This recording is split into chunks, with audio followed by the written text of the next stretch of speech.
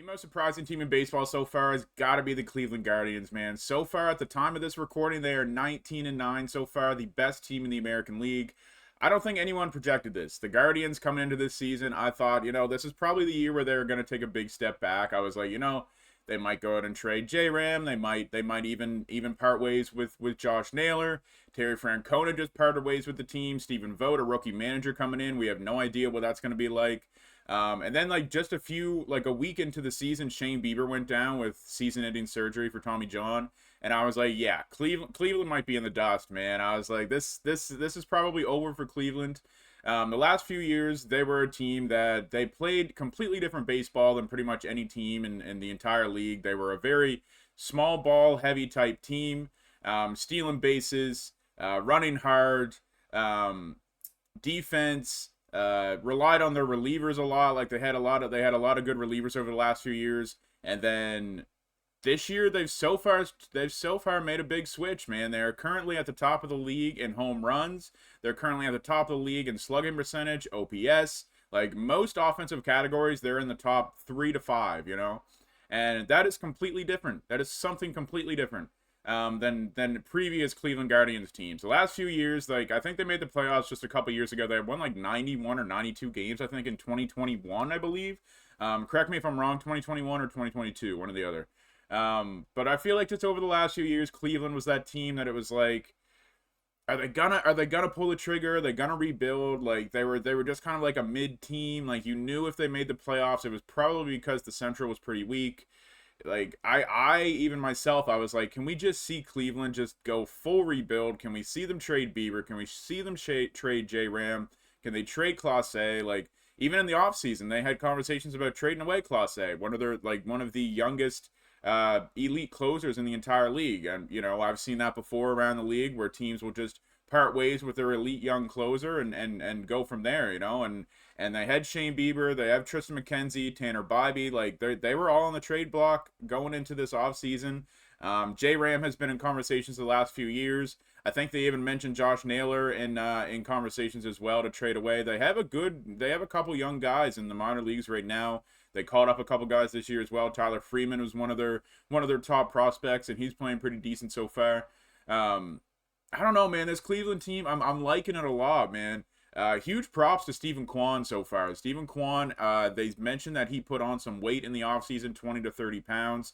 He's starting to hit the ball, man. He's got 3 home runs so far. Now, obviously, that's not anything crazy, but if you know who Stephen Kwan is, he's not a big power hitter. He's hitting like 340 on the season so far, and obviously elite defense out there in the outfield too. So Stephen Kwan, man, he's definitely really helping the team. J-Ram hasn't even got going yet, man. J-Ram's only hitting like 240, 250. He's not even really getting on base. He's only walked a couple times this year. He isn't really hitting for big power yet. He did have a grand slam the other day, so hopefully he can help turn it around. It's been pretty much Josh Naylor, Stephen Kwan, and then just the supporting cast just kind of doing their job, man. Their starting pitching hasn't even really got going yet, really. With Shane Bieber going down, I'm gonna go over some of the pitchers so far for that team because it's kind of blown me away as to how they have won as many games as they have. And I'll go over kind of a little bit more about why they've won this many games. But so far this year, the starting rotation of Logan Allen, Tanner Bibby, Tanner Bybee, Carlos Carrasco. I got corrected on that a few videos ago. Carlos Carrasco, Tristan McKenzie, and Ben Lively really haven't been that crazy good. Tanner Bybee's been pretty solid, 3.4 ERA, 31 innings pitched, 35 strikeouts. He's got a 1.12 ERA plus on the year, 3.8 FIP, 1.3 WHIP. 10 over 10 strikeouts per nine as well is pretty damn solid for Tanner Bybee. He's been pretty well. Carlos Carrasco hasn't been too bad. 37-year-old Carlos Carrasco, you don't really know what you're going to get from someone that old. Especially Carrasco, who the last few years has kind of just been kind of riding into the sunset, in my opinion. Logan Allen, who is kind of been slided into one of their ace spots, really hasn't got off going to a crazy good start so far. 5.4 ERA, 31 and a third innings pitched, 26 strikeouts to 11 walks, 71 ERA plus, 5.16 FIP, 1.4 WHIP. And the walks per nine are a little high for Logan Allen. Same with Tanner Bybee. They're both over 3. Carrasco is also at 5 walks per 9. And Tristan McKenzie, this is where it seems to be. I really haven't watched Tristan McKenzie this year, but the last few years I was like, man, Tristan McKenzie is a very good pitcher. He can be a very solid pitcher. He keeps dealing with the injury bug. It seems that he's pitching through injury this year as well. 7 walks per 9, and just like literally a strikeouts to walk ratio of 1.06. That is not good. That is not good at all, no matter who you are. Tristan McKenzie, I thought, this could be the year for him, but it seems, just from hearing Cleveland fans talk, that it seems like he's battling through injury. I'm not really 100% certain, so hopefully he can figure that out soon, because they'll need him, man. With Shane Bieber going down, I don't really know how long this offense can go at this rate, because they just don't have the history of being this type of team, you know what I mean? And that doesn't mean that it can change. Um, Stephen Vogt, rookie manager, has come into this team, and it seems like he has really been a great manager so far. I find a lot of younger managers, bring in these young managers, and they're very, very player heavy, like Stephen Vogt was just in the league just a couple years ago, man. Like he had played with a lot of these players, either played against them or played with them. So, I like when teams do that sometimes, but I also don't at the other at other times, because if you get too player heavy, then you kind of go away from the other stuff, like the analytical stuff and the other stuff about being a manager. If you cater to your players way too much, then it's just not always a recipe for success. But so far, Stephen Vogt seems to be doing a good job. The chemistry seems to be really well there in Cleveland. Their relief pitching is also doing pretty damn solid, man. Clase has been lights out. Last year, Clase had a bit of a down year. His saves were still there, but saves isn't really a good stat to really measure. Relief pitchers, his strikeouts were way down last year, man. So far this year, his strikeouts are still not crazy high. For somebody with filthy stuff like Clase, his strikeouts per 9 are only 9.5, which is the lowest of any of their relievers, pretty much. But he's not walking anybody. He's got great control. 1 walk on the season in 14 1/3 innings pitched. 0.6 ERA so far. 0.6 ERA. 8 saves. Obviously, like I said, saves isn't really a great stat to look at for relievers. They also have a couple other guys, and I feel like Cleveland over the last few years, they continue to rotate guys out on the fly. In their bullpen, man. Trevor Stephan, a few other guys here and there were just coming in. James Karinchak, even. He's not really even part of the conversation anymore. Like, they've had good relievers over the last few years that if they come back and they're not the same pitcher, they have these other guys that can just fill in that role, and it's like, whatever, it doesn't even matter. Like, it's like they just disappeared. Hunter Gaddis has also been playing really well. Scott Barlow, who they got from the Royals, has been playing pretty solid. Nick Sandlin, who's been a staple for the last few years for them, has been playing solid out of the pen. Cade Smith, in 13 appearances, has a 2.7 ERA. Even Tanner Herron, man. No one knows who Tanner Herron is. 0.7 ERA in 12 games out of the bullpen. 11.2 innings pitched, 1 earned run in the season, man. He has been very, very solid. They have what seems to be an elite bullpen right now. And Clase is at the head of that with his 0.6 ERA so far throughout the season. Now, this has been the biggest conversation with Cleveland, and I've seen it in a few articles. I've seen it on Twitter. They have played some pretty poor teams so far. I think they played a couple series against the White Sox. Actually, let me check that just to 100% make sure, because I've seen it on an article earlier. I just want to check their schedule right quick, because I'm not 100% certain what exact teams they have faced so far. I know it wasn't anything crazy. It was not anything crazy. Like, they have faced some poorer teams so far.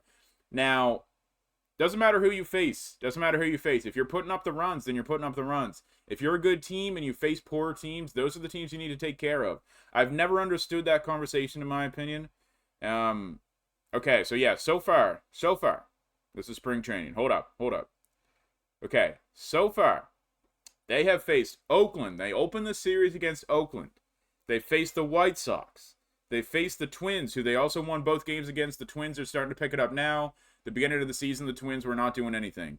They won 2 out of 3 against the White Sox, played the Yankees, and then they played the Red Sox, who have been a slipping team. They won 3 out of 4 against the Red Sox. Faced Oakland again and swept the A's, and then came back to Boston, won 2 out of 3 against Boston again. They just recently faced Atlanta, and they lost 2 out of 3. So they're starting to face some better teams, but if they faced Oakland twice, Boston twice, Minnesota when they were struggling, and the White Sox as well, you know? So it's like, take what you want with that. Against teams who have some poor starting pitching, especially right now, Boston has been struggling immensely with pitching injuries and stuff. No matter how good they were starting the season, Boston is starting to slip now, in my opinion. But yeah, Cleveland's balling out, man. Say what you want. It's the same thing was going on with Tampa Bay last year, man. They started off the season like historically hot.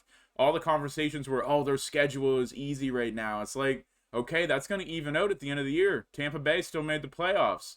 Now, were they a bit of a fraudulent team at the first of the season? Maybe. You know, take what you want, say what you want about that team. Cleveland might be that team of this year so far. In my opinion, I don't really believe that because, like I had said, like I'm going to elaborate on a little bit. If you are a good team, you have to play those bad teams and you have to win those games. Those are the teams that you have to take advantage of. Those are the teams that you have to win no matter what. I don't understand that conversation. Like, oh, it was just Oakland. Okay, Cleveland swept them. That's what they're supposed to do. If Oakland had have swept them, then we would be looking at this like, oh my God, Oakland just swept the best team in the American League. I don't understand that conversation. Like, oh, it was just Oakland. It was just the White Sox. I don't understand that conversation. I've never understood that conversation at all. If you are a good team in the league, Cleveland is a good team right now. The bad teams are the teams you have to take care of. Most teams at the end of the season, you will look at their record. If they play 500 plus teams, usually their record hovers around 500, you know, maybe a few games over 500. It's the bad teams that they have to beat. And that's what, you know, and then in the playoffs, they're going to be playing other good teams, and that's whenever good matchups happen. I've never, ever understood that conversation. I see it all the time on Twitter. Comment down below if you guys think Cleveland is kind of a schedule merchant. You know, I know that's what a lot of people say. That's not what I'm going to say. Do you guys think Cleveland is a schedule merchant so far? What do you guys see from Cleveland if you guys are a Cleveland fan?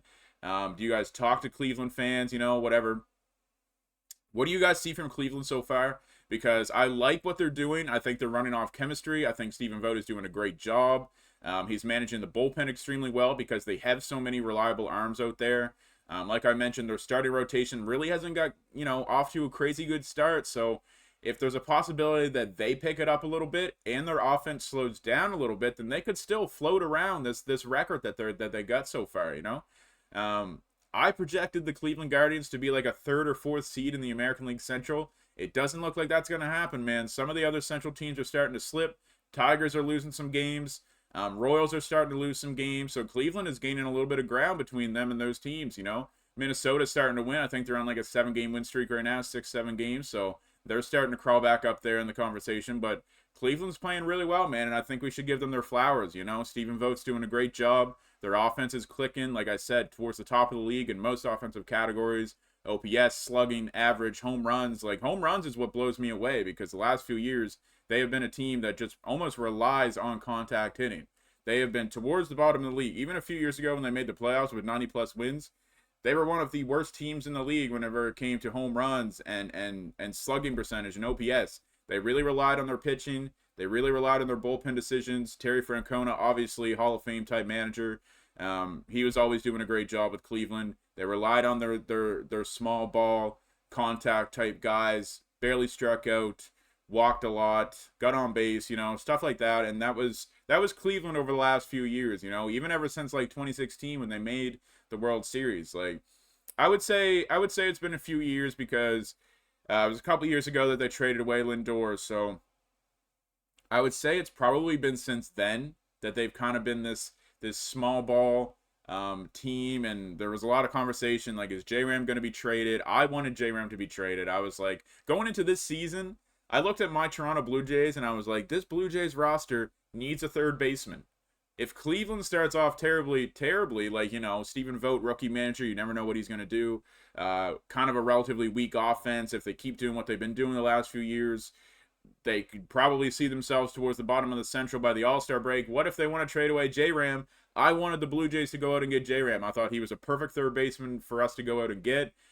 Obviously, that doesn't look like it's going to be the thing, man. It does not look like that at all. Cleveland is playing extremely well. 19-9 at the start of this recording, man. I want you guys to comment down below what you guys think of Cleveland so far. Do you guys think they can keep this going? Do you think they can win the Central? Do you think they're a schedule merchant, you know, as some people like to say? I just want to hear your guys' conversations. I want to hear your guys' opinions on everything going on in the league. That's what I like to do about these videos. I just like to come on here, talk to you guys about the sports, like about the entire MLB. I just like to come on here and talk to you about it. So yeah, comment down below what you guys think of Cleveland so far.